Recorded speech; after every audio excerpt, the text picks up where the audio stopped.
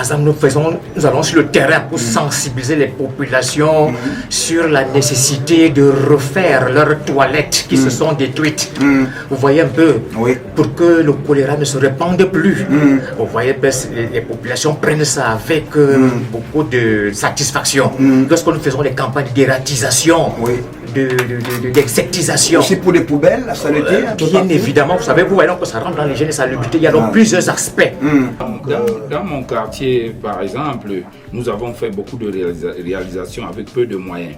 Peu de moyens. Oui. Déjà, nous avions fait des poses de lampadaires. On a une trentaine de lampadaires dans le quartier.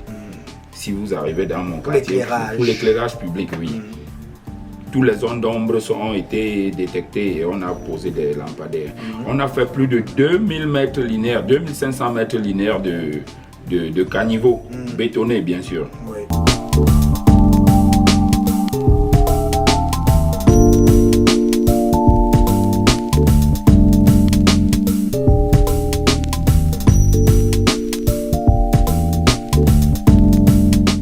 Donc recevoir nos amis d'héritage citoyen qui sont dans là ce matin pour vous apporter un peu plus de précisions en ce qui concerne ce projet. Alors ils sont donc nombreux dans ce studio, mais ils ont donc pu nous déléguer 2 jeunes Camerounais qui vont donc vous donner des explications en ce qui concerne l'héritage citoyen et ainsi que, je pense, c'est Humanis. D'accord.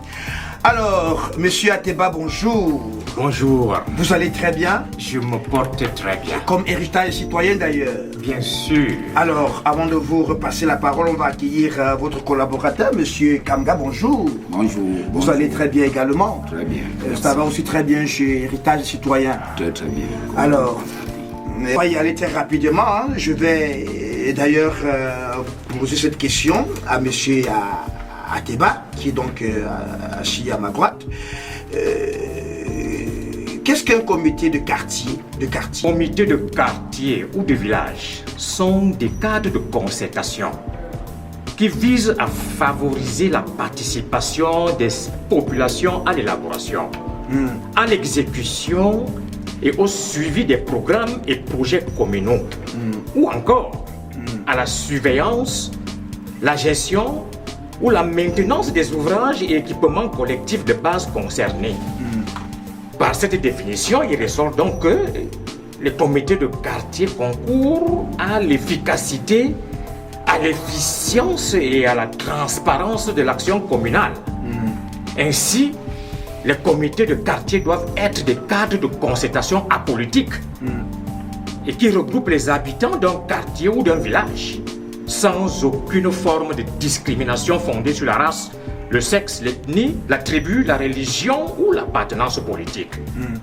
Voilà, en quelques mots, la réponse à la question que vous m'avez posée. Disons quand même que l'héritage citoyen est donc un projet pour valoriser les initiatives des jeunes pour l'engagement civique et la gouvernance locale dans la commune de Yaoundé 4. Alors, on va donc essayer de comprendre autre chose en ce qui concerne ce projet. Monsieur Kamga, qu'est-ce qui vous a donc motivé à adhérer à un comité de quartier? Qu'est-ce qui vous a motivé? Ou alors qu'est-ce qui peut motiver un jeune à adhérer à un comité de quartier?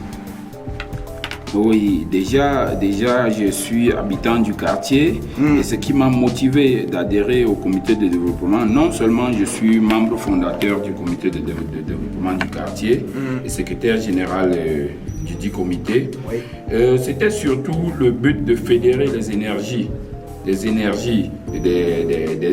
habitants du quartier, développer le quartier et promouvoir le vivre ensemble qui est un slogan utilisé aujourd'hui par les politiques, mais ma foi, qui existait depuis des lustres dans notre pays. Et c'était surtout pour l'épanouissement des habitants du quartier. Oui, ça c'est ce qui m'a motivé en fait. C'était juste un groupe. Nous étions une vingtaine. Nous étions une vingtaine. Et c'est comme ça. Vous avez pensé à un projet, vous avez commencé à. Bon, comme je vous ai dit tantôt, c'était d'abord de fédérer les énergies du quartier, c'est-à-dire les élites du quartier. Nous sommes une vingtaine, mais au quartier, nous sommes à plus de 1000. Mais il y a une vingtaine qui se sont associés. Bon, c'est comme ça, donc beaucoup n'ont pas perçu ça d'un bon oeil, mais aujourd'hui, je peux plus vous assurer que bon, ils sont vraiment satisfaits, ils sont contents du travail abattu par le comité de développement. Les réalités du terrain. Vous voyez un peu, la réalité en Konongo 6 n'est pas celle d'un Konongo 11. Donc voilà pourquoi chez nous en Konongo 6, avec par exemple le partenariat avec une Manis, nous venons de mettre en exergue une bonne pratique, c'est-à-dire construire désormais les murs de nos maisons qui sont détruites par les eaux de ruissellement. On peut les construire avec sans dépenser beaucoup d'argent avec le sable des rigoles. Que nous avons trouvé une technique de laver ce sable, de débarrasser de la terre et de faire des bons agglos qui sont durables. Et c'est voilà comment on reconstruit. Donc avec des actions concrètes comme ça, l'humanisme nous a permis de mettre ça en exergue. Et maintenant nous allons passer davantage à la sensibilisation. Parce que beaucoup de maisons tombent à ce moment-ci, avec la saison des pluies. Donc ils auront donc maintenant avec l'humanisme qui nous a aidé à mettre ça en exergue. Avec l'érosion et Oui, maintenant nous allons donc pour faire la sensibilisation que désormais vous avez la possibilité de bâtir vos murs à faible coût en utilisant cette technique. Donc Humanise nous a permis donc de mettre ça en exergue et nous sommes satisfaits qu'il nous a... Ça avance plutôt bien. Bien sûr, nous avons fait hier et aujourd'hui nous continuons à faire la sensibilisation. Maintenant nous allons aller dans les maisons pour faire le porte-à-porte parce que les populations sont beaucoup plus sensibles lorsque vous faites le porte-à-porte. Oui.